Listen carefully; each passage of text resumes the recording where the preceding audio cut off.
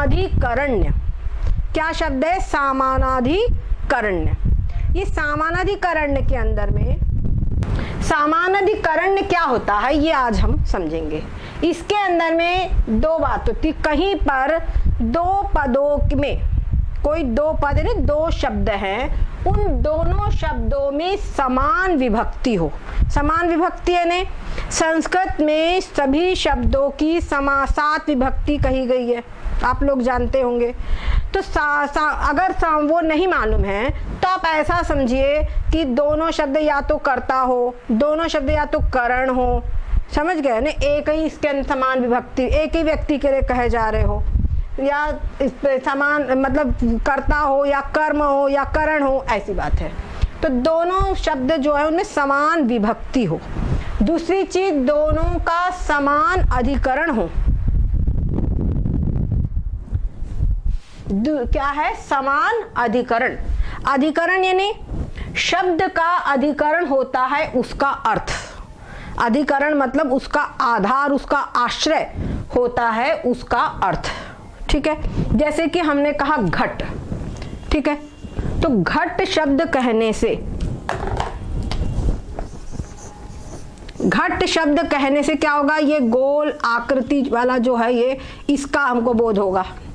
उसी प्रकार से अगर हमने कहा कलश, तो कलश कहने से भी इसी प्रकार की आकृति का ही बोध होगा। तो घट यानी कलश, घट का अर्थ भी यही है और कलश का अर्थ भी यही है। तो घट और कलश के बीच में समानाधिकरण्य है ये कहा जाएगा। अच्छा, इस समानाधिकरण्य के ये जो समानाधिकरण्य है ये दो प्रकार का होता है। एक होता है ये समानाधिकरण दो प्रकार का होता है। एक होता है मुख्य समानाधिकरण्य,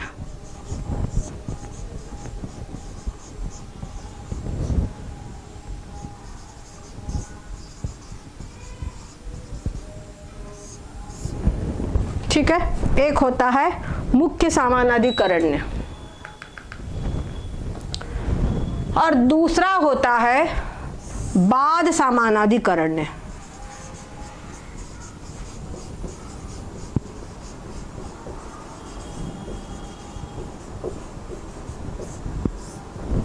ठीक है, ये दो शब्द है, मुख्य समानाधिकरण्य और बाध समानाधिकरण्य क्या होता है अब ये हम समझे। मुख्य समानाधिकरण्य में क्या होता है कि दो शब्द है, ऐसे दो शब्द है नले जिस वस्तु का, आप ये समझिए जिस वस्तु का जिस वस्तु के साथ में सदा अभेद है।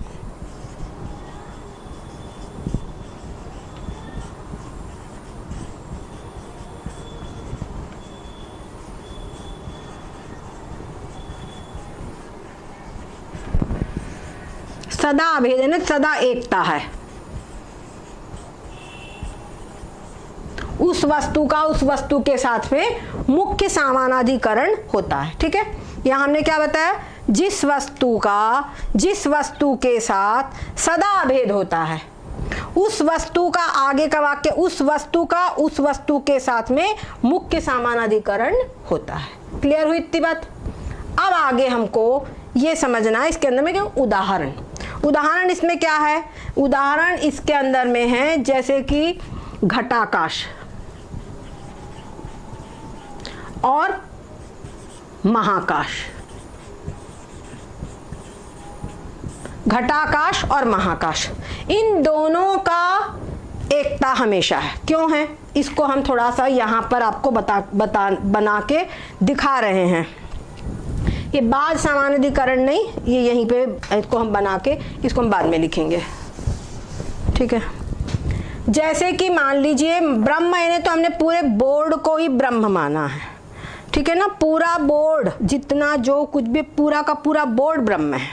ठीक है, अब जो ये ब्रह्म है तो क्या है? ब्रह्म पूरा है। अब इस ब्रह्म के अंदर में समझ लीजिए ये घड़ा है, ये घड़ा है। अब ये जो ब्रह्म है पूरे में है। ठीक है, जो पूरा जो है ब्रह्म, पूरा जो आकाश है, हमने यहाँ पे आकाश में जो पूरा का पूरा बोर्ड है उसको हम आकाश मान रहे हैं। ठीक है, तो ये पूरा जो बाहर का आकाश है ये है महाकाश और जो घट के भीतर आकाश है उसको कहेंगे घटाकाश। अब आप लोग समझिए कि जो महाकाश है वो घटाकाश जो है, तो घटाकाश महाकाशी तो है, बोलो घटाकाश जो है वो महाकाशी है कि नहीं है?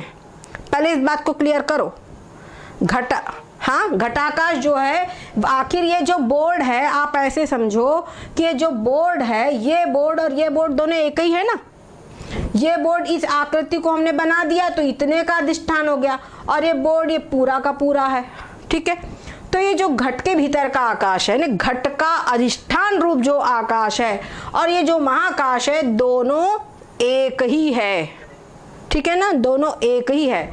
इसीलिए हम कहेंगे घटाकाश का महाकाश के साथ में मुख्य समानाधिकरण है। समझ गए? घटाकाश और महाकाश का मुख्य समानाधिकरण है, ऐसा कहा जाएगा। ठीक है, क्लियर हुई बात? बोलो फटाफट बोलो, हम आगे बढ़े। हाँ, तो इसको साफ कर रही हूँ बोर्ड को। अब हम बाध समानाधिकरण समझा रहे हैं।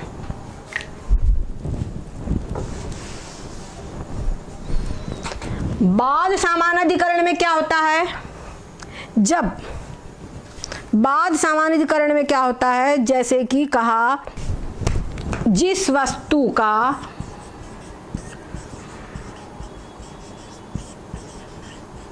बाध होकर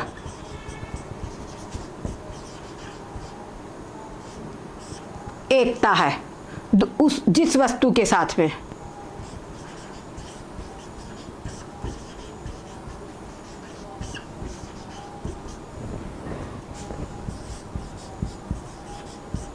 एकता है, ठीक है। जिस वस्तु का बाध होकर जिस वस्तु के साथ एकता है, उस वस्तु के साथ में बाध समानाधिकरण है। ये हो गई परिभाषा, क्लियर हुई?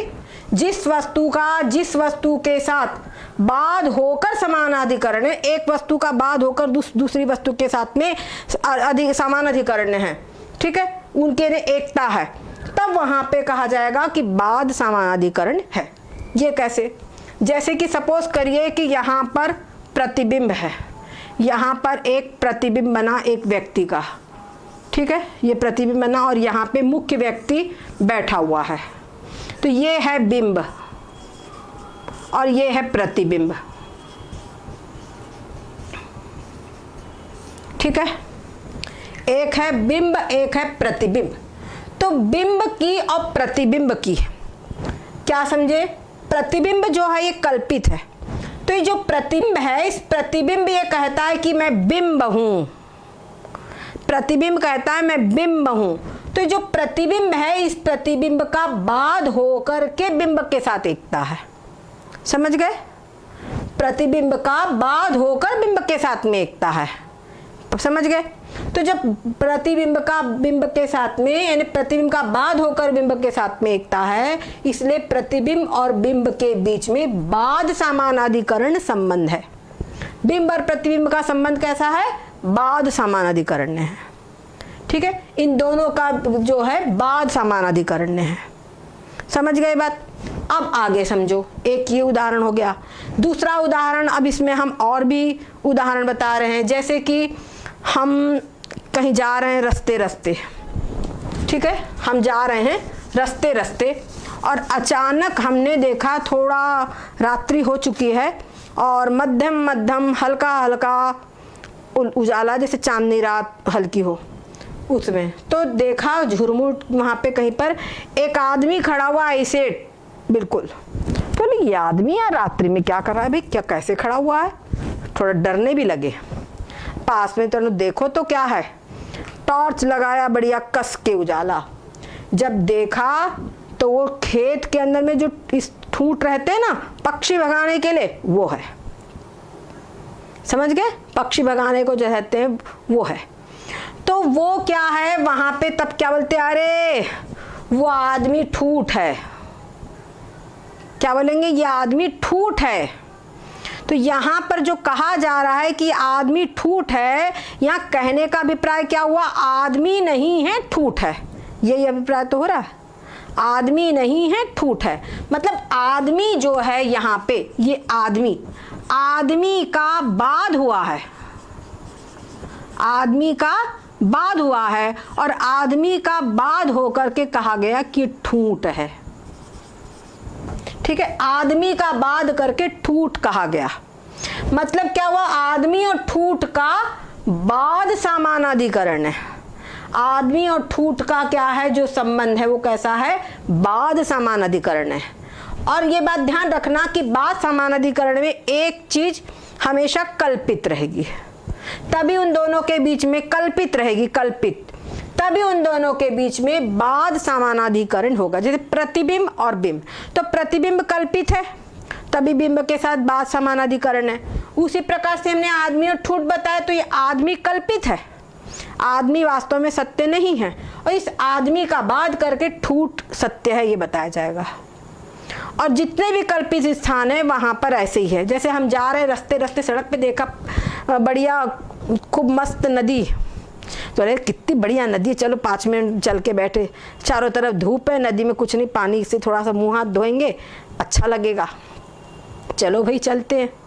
जब चले तो पास में पहुंचे तो आगे चलते जाए, आगे चलते जाए, कहीं नदी नहीं, सिर्फ बालू ही बालू, बालू ही बालू। अरे तब जब नजदीक गए तब फिर थोड़ा पीछे घूम कर ऐसा देखे तो देख रहे कि वो उधर साइड में वहां पर पानी दिखाई पड़ रहा है। फिर ऐसा घूमे तो देख रहे वो वहां पानी दिख रहा है, क्योंकि चारों तरफ बालू बालू है, तो पानी दिख रहा है वहां। और जब उधर थोड़ा सा तुम पहुंचोगे, जहां पानी दिख रहा, अगर तुम वहां पहुंचोगे तो देखेंगे वहां बालू है, फिर वहां से जहां पहले खड़े थे वहां पानी दिखाई पड़ रहा है। हो रहा है कि नहीं? तो आप तो बोलेंगे अरे ये पानी सब बालू है, ये पानी जो है सब बालू है, ये पानी कुछ नहीं है। कहने का अभिप्राय क्या है, पानी वानी कुछ नहीं है, सिर्फ बालू है, और भ्रम हो रहा है कि यहाँ पर पानी है। अभिप्राय कहने का यही है। जैसे यहाँ पे ये आदमी कुछ नहीं है, क्या ठूठ है, भ्रम हो रहा है कि आदमी है। समझ गए? जैसे यहाँ पर ये बात कही जा रही है, समझ गए? जैसे ये बात यहाँ पर कही जा रही है, उसी प्रकार से जब कहा जाता है ये संसार पूरा का पूरा क्या है, ब्रह्म है। क्या कहा जाता है? संसार ब्रह्म है। संसार को कहा जाता है ब्रह्म है। तो जब संसार को कहा जाता है ब्रह्म है, तो संसार का बाद करके क्या ब्रह्म है। जैसे आदमी का बाद करके ठूठ है, जैसे संसार का बाद करके ब्रह्म है। समझ गए? समझ गए कि नहीं? ये बात होती है। अच्छा, ये बात पक्की हो गई। अच्छा, इधर एक चीज और समझिए, जब हमने समानाधिकरण, मुख्य समानाधिकरण बताया, तो वहां पर ये मैं ऊपर वाला मिटा रही हूं,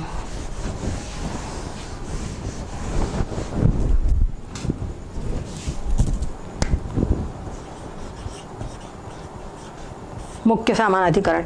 जैसे कि कहा गया, हमने आपको बताया कि घटाकाश और महाकाश का मुख्य समानाधिकरण है, उसी प्रकार से कूटस्थ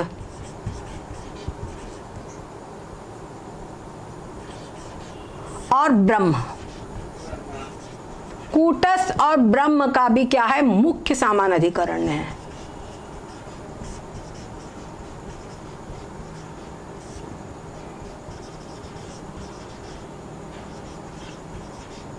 ठीक है, कूटस्थ और ब्रह्म का भी मुख्य समानाधिकरण है। अच्छा, ये कैसे? अब ये समझो, कूटस्थ और ब्रह्म का, जैसे हमने आपको घटाकाश और महाकाश का बताया, वैसी समझिए ये है अविद्यारूप उपाधि। ठीक है, और ये पूरा का पूरा जो बोर्ड है ये है ब्रह्म, पूरा का पूरा बोर्ड क्या है, ब्रह्म है। और ये जो है ये अविद्यारूप उपाधि है। इस अविद्या रूपी उपाधि का जो अधिष्ठान है उसका नाम है कूटस्थ, उसका नाम क्या है, कूटस्थ है। तो वास्तव में ये कूटस्थ और ये एक ही तो है। जैसे एक मेज है, उसके पर आप चाहे जितनी चीजें रख दो, स्कूटर, एक मेज है, उसके ऊपर में आप किताब भी रख दो, कॉपी भी रख दो, लैपटॉप भी रख दो, मोबाइल भी रख दो, फल रख दो, चाय का कप रख दो, गिलास रख दो, लोटा रख दो, चाहे जो रख दो। तो जो लोड है, मेज, जो टेबल, वो पूरे सभी सामान का अधिष्ठान है ना। सारे सामान का अधिष्ठान, सबका आश्रय वो मेज ही है। ठीक उसी प्रकार से यहाँ पे तुम अविद्या धर दो, कितनी अविद्या, चाहे माया धर दो, क्या समझे, ये जो ब्रह्म चेतन है इसके ऊपर में अविद्या धर दो, तो अविद्या का जो अधिष्ठान वो भी ये ब्रह्म ही है। पर अविद्या अधिष्ठान में इसको कूटस्थ कह दिया जाता है, और अविद्या उपाधि के साथ में ये कूटस्थ चेतन इसको कह दिया, ठीक है। और इसके अविद्या उपाधि के साथ में इसी का नाम जीव हो जाता है, ठीक है। और यदि मान लिए सपोज करो ये माया है, ठीक है, ये क्या है, माया उपाधि है। तो माया उपाधि जो है, इस माया उपाधि जो है, इस उपाधि ने जितना ब्रह्म को घेरा है उसको कह दिया ईश्वर चेतन। उसको क्या कह दिया, ईश्वर चेतन, ठीक है। तो ईश्वर चेतन, ये जीव चेतन, चेतन मात्र को ग्रहण किया है यहाँ पे। तो जो कूटस्थ चेतन कहो, चाहे ईश्वर चेतन कहो, चाहे ब्रह्म कहो, सब एक ही चीज है। इन तीनों का क्या है, ये कूटस्थ चेतन जो है वो ईश्वर चेतन है, समझ गए ना, वही ईश्वर चेतन, मतलब माया उपाधि में भी वही चेतन है। तो इन तीनों का ये जो है, ये क्या है, कूटस्थ चेतन का ब्रह्म के साथ में मुख्य समानाधिकरण है, ईश्वर चेतन का ब्रह्म के साथ में मुख्य समानाधिकरण है, समझ गए। यही बात बताई जा रही है, और यहाँ पर आपको बता दी थी ये सब कुछ बाद समानाधिकरण है, समझ गए। उसी प्रकार से मतलब ये बहुत समझने की बात है, जब संसार है, अभी तक क्या बताया गया, जगत जो है वो कल्पित है। क्या कहा गया, जगत सब कल्पित है। अरे अभी तक ये बताया गया ना कि जगत जो है वो पूरा सब कुछ कल्पित है। अब कहते हैं कि जगत ब्रह्म है, जगत और ब्रह्म की एकता। आप देखिए आगे क्या सब्जेक्ट आ रहा है, हमारा जो टॉपिक चलने वाला है, जगत और ब्रह्म की एकता। तो भाई जगत तो कल्पित है, जगत जो है वो जड़ है, और ब्रह्म जो है वो चेतन है, दोनों की एकता कैसे हो सकती है, समझ गए, दोनों की एकता कैसे हो सकती है। तो दोनों की एकता कैसे होगी, जगत का बाद करके ब्रह्म है ऐसा कहा जाएगा, समझ गए, जगत का बाद करके ये ब्रह्म है ऐसे कहा जाएगा। तो ये दोनों का बाद, जगत का, संसार का और ब्रह्म का बाद समानाधिकरण है, ये हमको समझना है, समझ गए। इन दोनों का क्या है, बाद समानाधिकरण है, ये मुख्य बात है। अब जैसे हम इस चीज को समझेंगे तभी हमको आगे का सब्जेक्ट समझ में आएगा।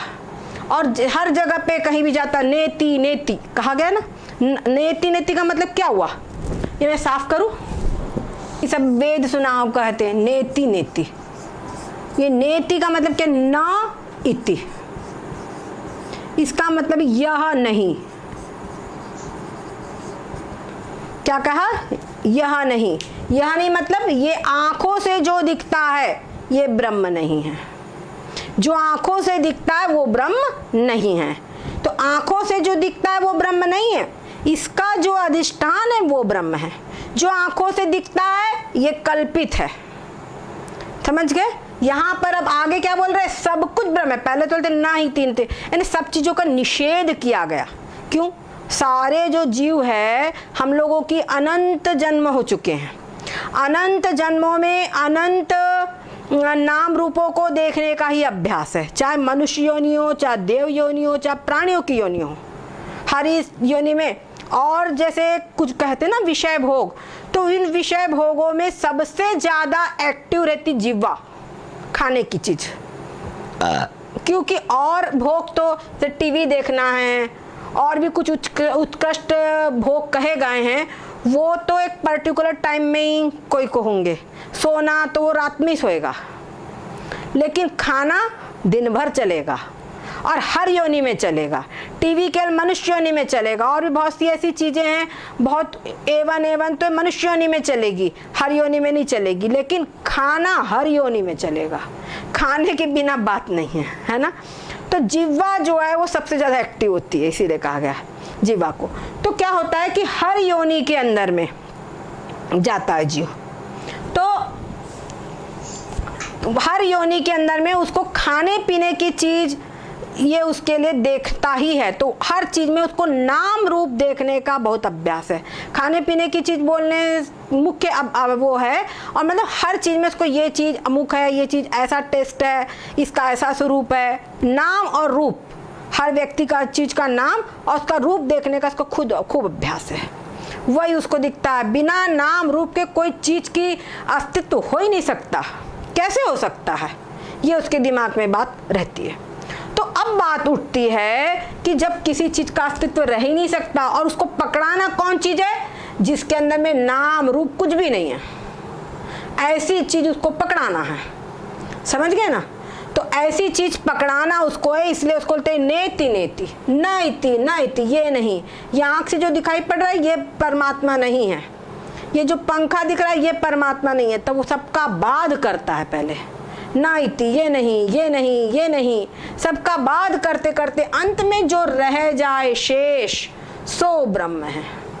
सबका बात करते करते, जैसे स्थूल शरीर में भी अन्नमय कोश ये ब्रह्म नहीं है, प्राणमय कोश ये भी ब्रह्म नहीं है, मनोमय कोश ये भी ब्रह्म नहीं, विज्ञानमय कोश ये भी ब्रह्म नहीं है, आनंदमय कोश ये भी ब्रह्म नहीं है। तो फिर क्या, जो इसका अधिष्ठान है वो ब्रह्म है। समझ गए, ऐसे बताया जाता है। अब यहाँ पर इसी प्रक्रिया से हम लोग देखो आगे बढ़े हैं। अब यहाँ पर हमको बताया गया कि ब्रह्म की एकता। अब आगे बताएंगे कि अभी बताया क्या कि जो ये पिंड है 3.5 हाथ का, इस पिंड के अंदर में जो चेतन तत्व है वो तुम्हारा स्वरूप है। ये 3.5 हाथ का शरीर मैं नहीं हूँ, पंचकोश मैं नहीं हूँ, 3 शरीर मैं नहीं हूँ। ये अभी तक समझा दिए, ये हमने समझ लिया।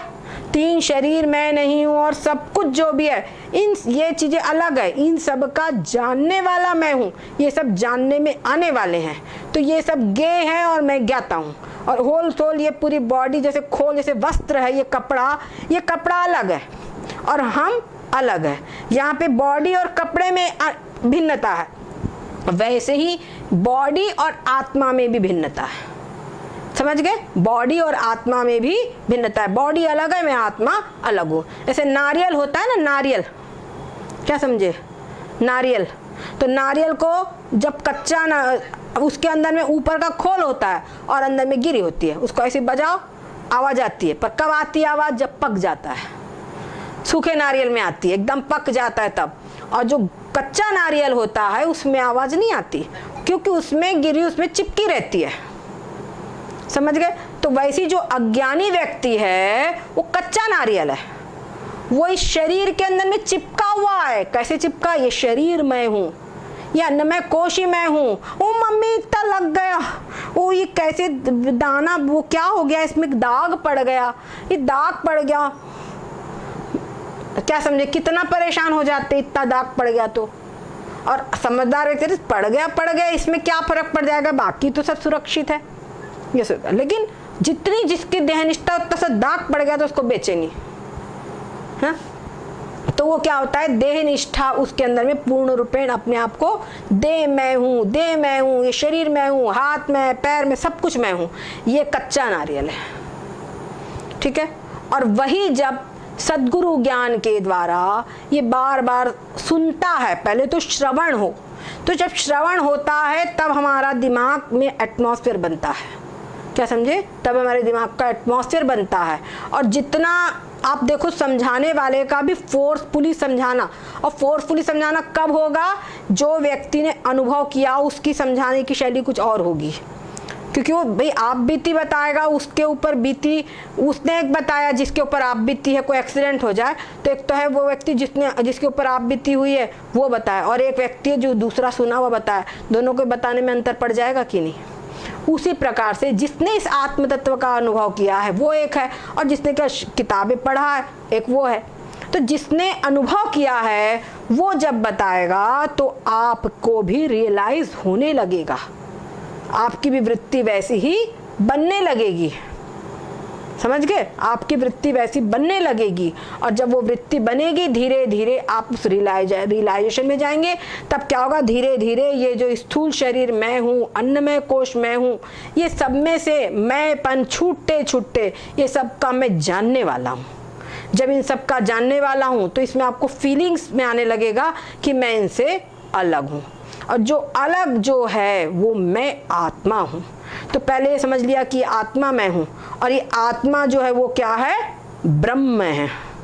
वो आत्मा क्या है? ब्रह्म है। ये आत्मा इन्हें कि कूटस्थ, अभी हमने बताया था ना, आत्मा मैं हूँ, इन्हें आत्मा क्या? कूटस्थ मैं हूँ, और जो मैं कूटस्थ वो ब्रह्म है। समझ गए? कूटस्थ जो हूँ वो मैं ब्रह्म हूँ। तो जो मैं ब्रह्म हूँ, समझ गए? बस मैं ब्रह्म हूँ, यहाँ पर स्थित हो गए। अब यहाँ पर ब्रह्म में स्थित होने के बाद अब बोल रहे हैं कि सारा संसार जो कुछ है इस सबका अधिष्ठान मैं ही हूँ। ठीक है? अब इस पे स्टेशन पे ला लिया कि सारा जो भी संसार दिखाई पड़ रहा है इस सब कुछ मैं ही हूँ, इस सबके रूप में मैं ही दिखाई पड़ रहा हूँ। ये कैसे? ये सब कुछ यहाँ पर ये आज हमने इसकी भूमिका बताई है, कल आपको वो सब चीज़ें हम आगे बताएंगे। ठीक है? आज यहीं पे हम रोक रहे हैं। सद्गुरुदेव भगवान की जय हो, सच्चिदानंद भगवान की जय हो।